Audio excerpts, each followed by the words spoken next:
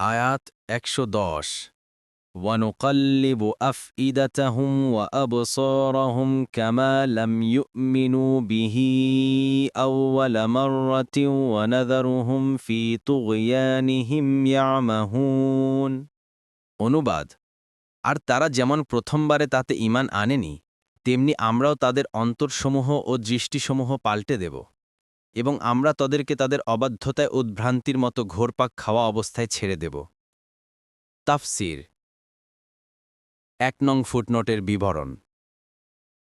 অর্থাৎ আল্লাহ বলেন, এভাবেই আমরা তাদেরকে শাস্তি দেব, কারণ তারা আল্লাহর দিকে আহ্বানকারীর ডাকে সাড়া দেয়নি, অথচ তাদের কাছে প্রমাণিত হয়েছে যে এটা আল্লাহর আহ্বান ও তারই বাণী। সুতরাং তাদের অন্তর চিরন্তন পাল্টে যেতে থাকবে, ঈমান ও তাদের মাঝে বাধা এসে যাবে, তারা সঠিক পথ চলতে সক্ষম হবে না। এটা আল্লাহর ইনসাফেরই দাবি। তার বান্দাদের মধ্যে যারা নিজের উপর অপরাধ করে, তার অবারিত রহমত দর্শনের পরেও তাতে অবজ্ঞহন না করে, সঠিক পথ দেখানোর পরেও তাতে না চলে, তিনি তাদের সেটা গ্রহণ করার তৌফিক উঠিয়ে নেন। সাদি।